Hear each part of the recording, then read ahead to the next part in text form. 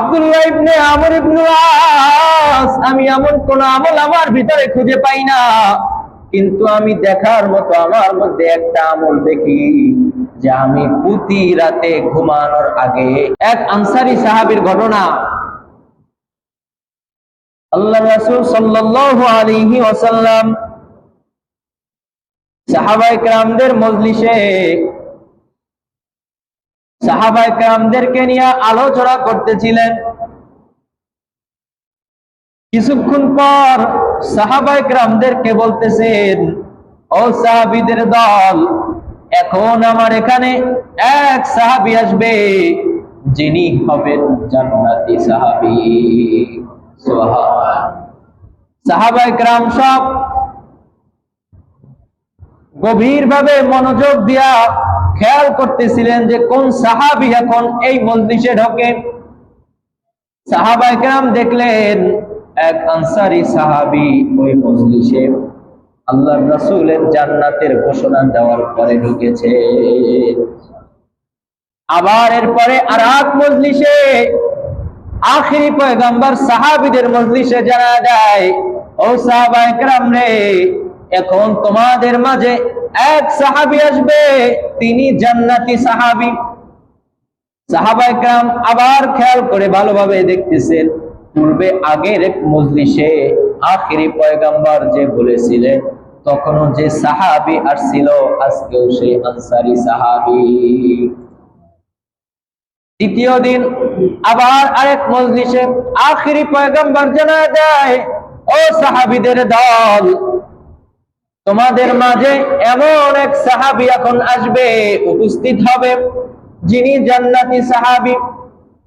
সাহাবায়ে কেরাম আবার লক্ষ্য করে দেখলেন আগের 2 দিন যে সাহাবী এই মজলিসে উপস্থিত হয়েছিলেন সেই আনসারী সাহাবীর ব্যাপারে একে একে 3 বার 3 মজলিসে জান্নাতি ঘোষণা দিয়েছে। সাহাবায়ে কেরাম বড় আশ্চর্য হলেন, আনসারী সাহাবী কি এমন আমল করে, কি এমন নেকের কাজ করে যে আল্লাহর রাসূল সাহাবীদের মজলিসে সবার সামনে আনসারী সাহাবীকে জান্নাতি ঘোষণা দিয়ে দিয়েছে। আব্দুল্লাহ ইবনে আমর ইবনে আস তিনি চিন্তা করলেন, আনসারী সাহাবী কি এমন আমল করে, আমাকে খুঁজে বের করতে হবে। আব্দুল্লাহ ইবনে আমর ইবনে আস তিনি ওই আনসারী সাহাবীর বাড়িতে মেহমান হয়ে চলে গেলেন। ও আনসারী সাহাবী, আমার বিভিন্ন সমস্যার কারণে আমি তোমার বাড়িতে মেহমান হতে চাই। আরবের নিয়ম ছিল সর্বনিম্ন একজন মানুষকে 3 দিন মেহমানদারি করানোর আগে তাকে পাঠা দিতে পারবে না বা জিজ্ঞাসা করতে পারবে না তুমি কখন যাইবা। 3 দিন যখন মেহমানদারি শেষ, আনসারী সাহাবী বলে, ও আব্দুল্লাহ ইবনে আমর ইবনে আস, তুমি মেহমানদারি তো তোমার 3 দিন শেষ, তুমি আসছো কি জন্য, কিছুই তো বললা না। আব্দুল্লাহ ইবনে আমর ইবনুল আস ডাক দিয়া বলে, ও আনসারী সাহাবী, আমার বাড়িতে কোনো সমস্যা নাই, কোনো ঝামেলার কারণে তোমার এখানে আমি মেহমান হয়ে আসি নাই।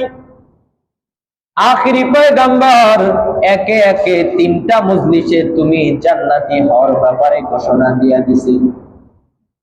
আমি আসছি 3 দিন তোমার বাড়িতে মেহমান হওয়ার জন্য।